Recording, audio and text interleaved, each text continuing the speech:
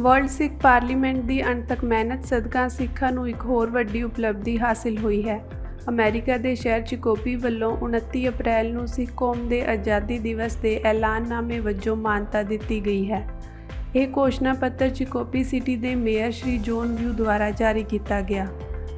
ਚਿਕੋਪੀ ਸ਼ਹਿਰ ਦੇ ਮੇਅਰ ਦੇ ਇਸ ਫੈਸਲੇ ਨੇ ਸਿੱਖ ਭਾਈਚਾਰੇ ਦਾ ਦਿਲ ਜਿੱਤ ਲਿਆ ਹੈ।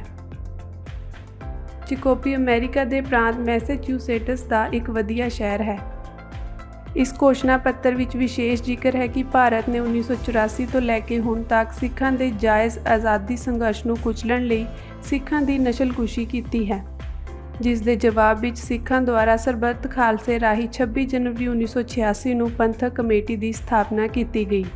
ਭਾਰਤ ਦੇ ਕਬਜ਼ੇ ਵਾਲੇ ਪੰਜਾਬ ਵਿੱਚ ਪ੍ਰਭੂਸ਼ਤਾ ਸੰਪੰਨ ਰਾਜ ਸਿੱਖ ਕੌਮ ਦੇ ਸਵੈ ਨਿਰਣੇ ਦੇ ਅਧਿਕਾਰ ਦੀ ਵਰਤੋਂ ਕਰਨ ਦਾ ਇੱਕੋ ਇੱਕ ਪ੍ਰਭਾਵਸ਼ਾਲੀ ਸਾਧਨ ਹੈ, ਜਿਸ ਕਾਰਨ 29 ਅਪ੍ਰੈਲ 1986 ਨੂੰ ਨਿਯੁਕਤ ਪੰਥਕ ਕਮੇਟੀ ਦੁਆਰਾ ਸਿੱਖਾਂ ਦੀ ਆਜ਼ਾਦੀ ਦਾ ਐਲਾਨਨਾਮਾ ਕੀਤਾ ਗਿਆ ਸੀ। ਇਹ ਕਾਰਜ ਵਰਲਡ ਸਿੱਖ ਪਾਰਲੀਮੈਂਟ ਦੇ ਗੁਰਨਿੰਦਰ ਸਿੰਘ ਧਾਲੀਵਾਲ ਦੀ ਅਣਥੱਕ ਮਿਹਨਤ ਦਾ ਨਤੀਜਾ ਹੈ।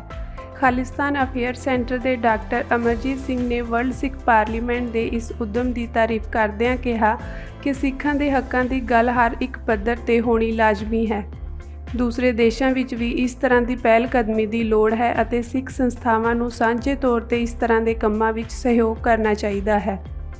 ਵਰਲਡ ਸਿੱਖ ਪਾਰਲੀਮੈਂਟ ਦੇ ਕੋਆਰਡੀਨੇਟਰ ਸਰਦਾਰ ਹਿੰਮਤ ਸਿੰਘ ਨੇ ਕਿਹਾ ਕਿ ਅਸੀਂ ਅਮਰੀਕਾ ਦੇ ਸੰਵਿਧਾਨ ਦੀ ਪਾਲਣਾ ਕਰਦੇ ਹੋਏ ਆਪਣੇ ਧਾਰਮਿਕ ਅਤੇ ਸਿਆਸੀ ਮਸਲਿਆਂ ਦੀ ਗੱਲ ਖੁੱਲ੍ਹ ਕੇ ਕਰ ਸਕਦੇ ਹਾਂ, ਪਰ ਭਾਰਤੀ ਤੰਤਰ ਹੇਠ ਅਜਿਹਾ ਕਰਨ 'ਤੇ ਸਿੱਖਾਂ ਨੂੰ ਜੇਲ੍ਹਾਂ ਅੰਦਰ ਡੱਕ ਦਿੱਤਾ ਜਾਂਦਾ ਹੈ।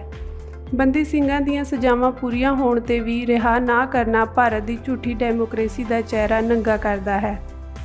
ਵਰਲਡ ਸਿੱਖ ਪਾਰਲੀਮੈਂਟ ਅਮਰੀਕਾ ਅਤੇ ਹੋਰ ਦੇਸ਼ਾਂ ਵਿੱਚ ਇਸ ਤਰ੍ਹਾਂ ਦੇ ਯਤਨਾਂ ਵਿੱਚ ਸਹਾਇਤਾ ਲਈ ਕੋਈ ਵੀ ਲੋੜੀਂਦਾ ਦਸਤਾਵੇਜ਼ ਪ੍ਰਦਾਨ ਕਰਨ ਲਈ ਤਿਆਰ ਹੈ।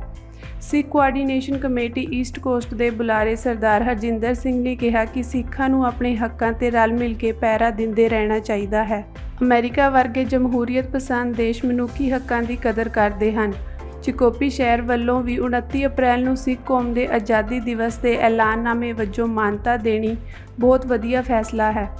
ਅਮਰੀਕਨ ਗੁਰਦੁਆਰਾ ਕਮੇਟੀ ਦੇ ਪ੍ਰਧਾਨ ਡਾਕਟਰ ਪ੍ਰਿਤਪਾਲ ਸਿੰਘ ਨੇ ਵੀ ਚਿਕੋਪੀ ਸ਼ਹਿਰ ਦੇ ਇਸ ਐਲਾਨ 'ਤੇ ਖੁਸ਼ੀ ਦਾ ਪ੍ਰਗਟਾਵਾ ਕਰਦਿਆਂ ਵਰਲਡ ਸਿੱਖ ਪਾਰਲੀਮੈਂਟ ਦਾ ਧੰਨਵਾਦ ਕੀਤਾ।